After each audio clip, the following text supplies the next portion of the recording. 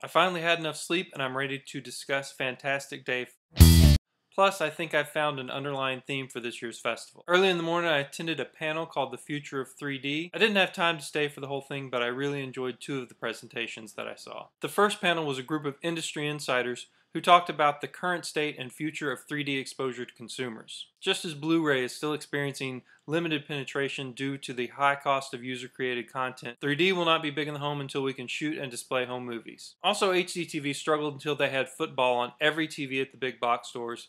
3D will have the same problem. Since the panelists didn't talk about these issues and did not do a Q&A, unlike the other presenters, this discussion felt kind of smug and removed. The second presentation was an experienced DP who talked about the mechanics of pre-production planning and shooting in 3D. His tips were specific and effective. The third presentation was a group of guerrilla filmmakers who are known for making excellent 3D. They talked about shooting 3D on a budget, which is useful considering the cost of shooting on 3D. My first movie of the day was Love Exposure, a Japanese story about a devoutly religious boy who takes up the hobby of upskirt photography to try to find his true love.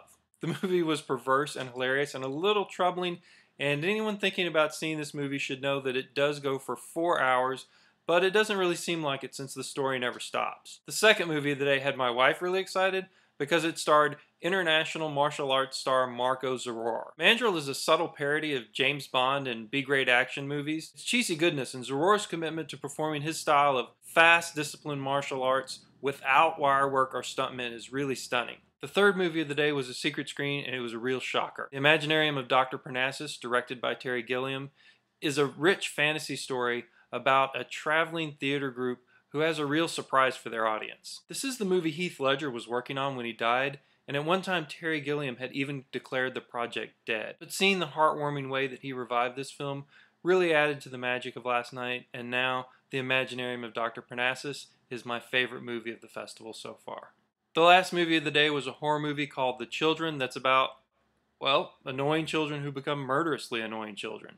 It's done in the classic style of The Omen, and it would be a perfect film if they hadn't used a few gimmicks in the middle of the movie. I was terrified, and I will no longer trust any children around me who are sick. The last thing I'm going to talk about today, a film festival always has intentional recurring themes, but last night confirmed what I infer is an unintentional theme of this festival, the teenage girl. There are 11 of the 17 films I've seen with a prominent teenage girl role. Eugenie, the story of her journey into perversion, First Squad, Morantau, Solomon Kane, Battle Hurumo, Zombieland, Under the Mountain, Cirque du Freak, The Vampire's Assistant, Love Exposure, The Imaginarium of Dr. Parnassus, and The Children.